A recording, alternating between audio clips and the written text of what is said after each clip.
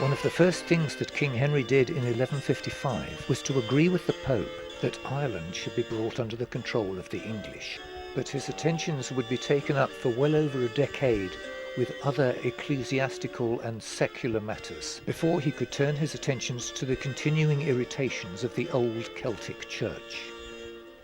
He had to resolve the problems building from the legacy of William the Conqueror, who'd allowed the Roman Church its own jurisdiction and courts, separate from the King's Court, which applied to the rest of the English people.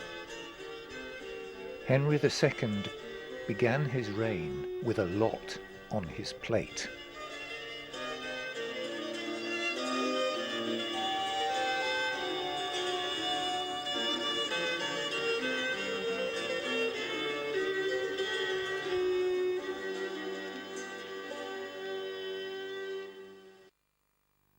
Behind me now is Clarendon Palace, on the outskirts of Salisbury in Wiltshire. In Henry II's day, this was a deer park, used by the royal court as a lavish meeting place at which to discuss government matters. And a particular occasion which brought Henry II and his court here in the middle of the 12th century was typical of the power struggles arising between Britain and Rome. The problem was that the power of the Roman Church had enabled the Church itself to argue that it should have its own ecclesiastical courts, and this had been agreed by William the Conqueror nearly 100 years earlier. Such a system allowed a double standard to evolve. Although integration was beginning to happen between the Norman conquerors and the Saxon underclass, it was the Normans who held all the senior ecclesiastical positions, and gradually anybody who claimed to be able to read Latin claimed the right for his case to be heard in the ecclesiastical courts instead of the king's courts. There were two systems of justice, the king's court and the ecclesiastical courts, and he felt it was patently unfair for the clergy to be tried in ecclesiastical courts and be given lenient sentences comparatively to the ones that they would have been given in his courts. It was agreed that it would be unfair to try the clerics twice for the same offence in different courts. Henry wanted one system of justice for all the people of his kingdom. So he brought the bishops here to Clarendon Palace, where the constitutions of Clarendon were agreed, whereby the authority of the Church, and therefore the Pope, would be significantly diminished in Britain. Expecting his full support, King Henry had made his friend Thomas à Becket the Archbishop of Canterbury, so I'd probably just been walking in the footsteps of Henry II and Thomas à Becket. Now the focus of our story turns here to the cloisters and cathedral at Canterbury. But to Henry's intense annoyance, Thomas à Becket then changed his allegiance from the king to the church and defended the church's rights to its legal institutions. A clash of personalities and a clash of ideologies was inevitable, and inside the cathedral behind me took place one of the worst infamies of British history. After initially agreeing to the constitutions of Clarendon of 1164, Becket withdrew that agreement almost immediately. In order to escape the king's anger, he fled to France, where he remained for the next 6 years.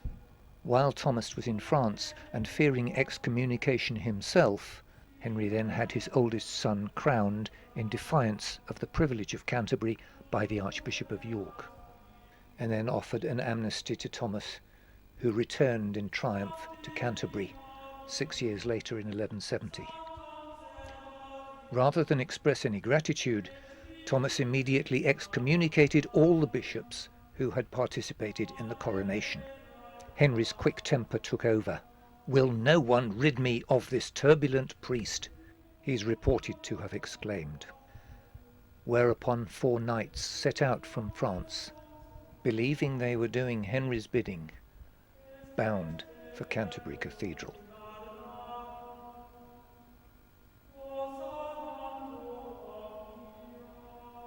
It's said that when the knights arrived, Thomas was at prayer at the high altar in the chancel through the archway at the top of the steps.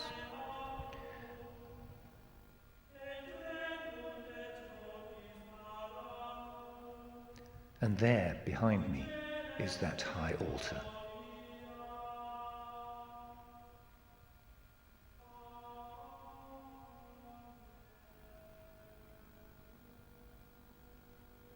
The knights wrenched the archbishop away from his place of sanctuary.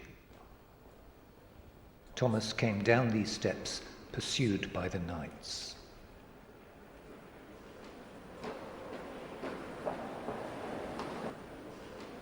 And when he reached this small chamber, he turned to face them in what he knew would be a final confrontation.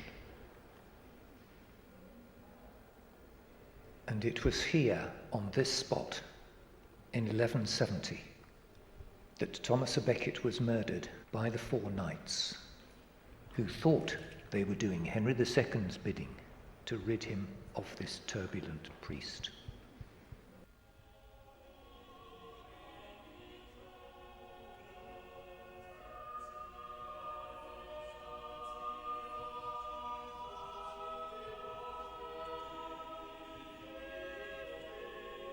Not only the people of England were appalled at Becket's murder, the whole of Europe was outraged.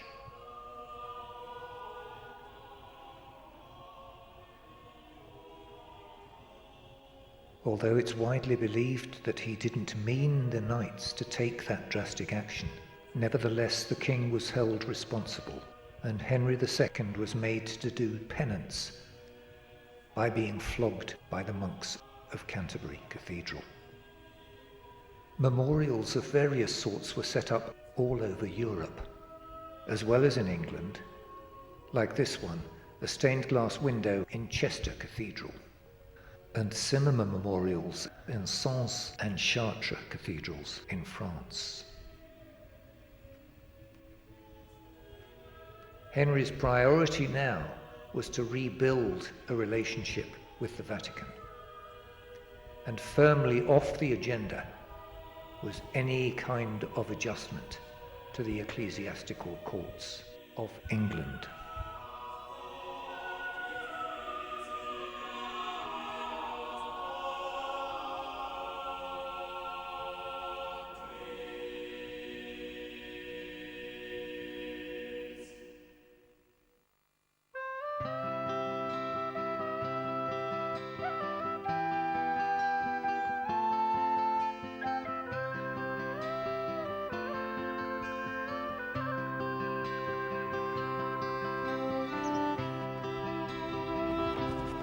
The conflicting claims of the original British Celtic Church had continued to cause anxiety to the developing Roman Church for many centuries since Whitby, until discussions were finally held between the King of England, Henry II, and the Pope. The Pope, Adrian IV, agreed with Henry that Ireland should be brought into subjection to Roman ecclesiastical law, and issued a papal bull stating that Rome would support England's claim to Ireland, provided that Henry would bring to an end the ways of that original British Church as practiced in Ireland. That agreement with the Pope was reached in 1155, just a year after Henry II came to the throne of England. But for the next 15 years of his reign, Henry's attentions would be entirely absorbed by his conflict with the Church of Rome over the ecclesiastical courts of England, culminating in the constitutions of Clarendon and ultimately the death of Thomas à Becket. And the situation of the original Celtic Church in Ireland provided Henry with an ideal opportunity to rebuild his broken relationship with the Pope and Rome. Arrangements to subdue Ireland began a matter of weeks after Becket's murder. So Henry II landed at Waterford in October 1171 and called a meeting of the bishops of Connaught, Leinster and Munster, which took place here at the Rock of Cashel early the following year, 1172. This historic meeting then approved the terms of the papal bull, with an apparently amenable group of bishops drawn from 3 of the 4 provinces of Ireland. The meeting actually took place in this Cormac's Chapel, and this is where the die was cast for the original British Church. Henry of England had decreed that the original British ways were no longer to be observed anywhere in the British Isles, and Adrian IV's successor, Alexander III, confirmed his approval of Henry's actions in letters both to the bishops of Ireland and to Henry himself.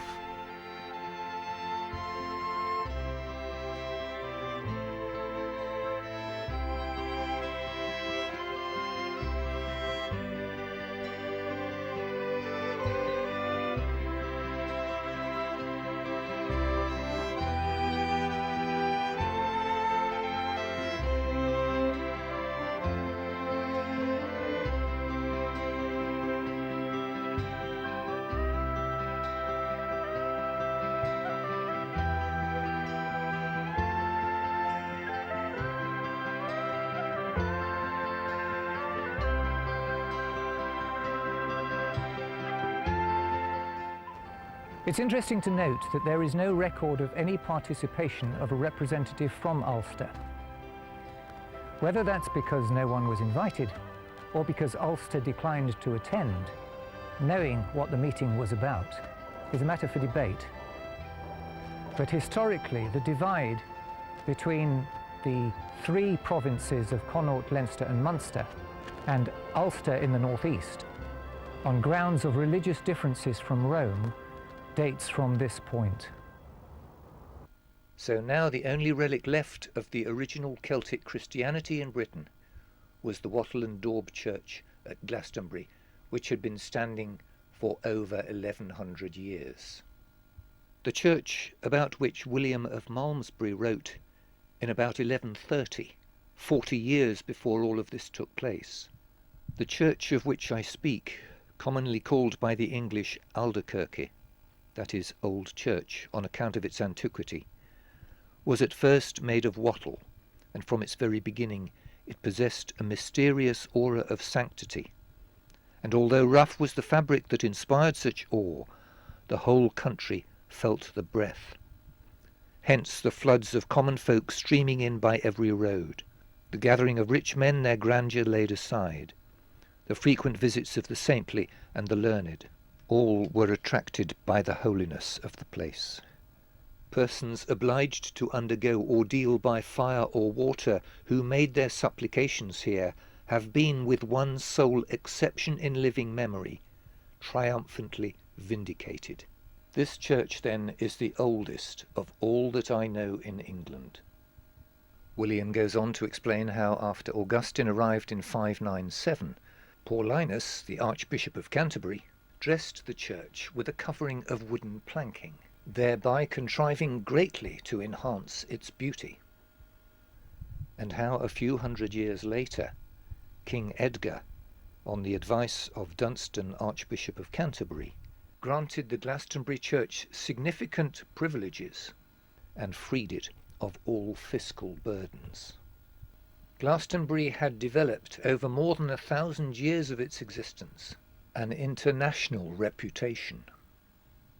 Nevertheless, only a few years after the Council of Cashel, on the 25th of May 1184, the old church at Glastonbury and all the documents, relics and donations of the previous 1100 years were mysteriously, suddenly and totally consumed by fire.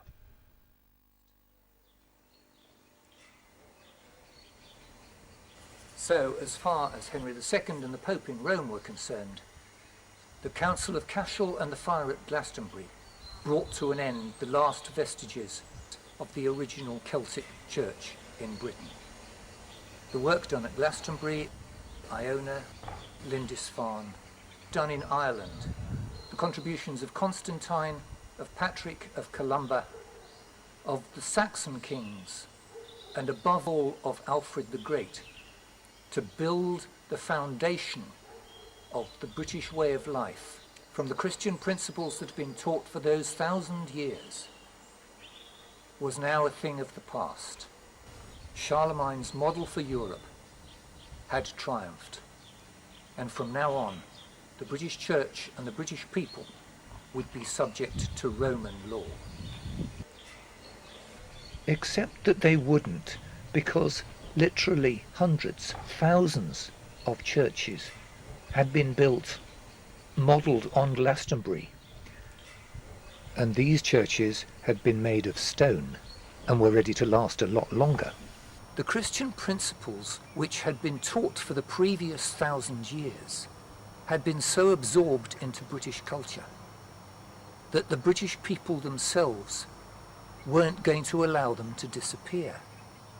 They recognized that it was in their interests to accept them, to build on them, and develop them.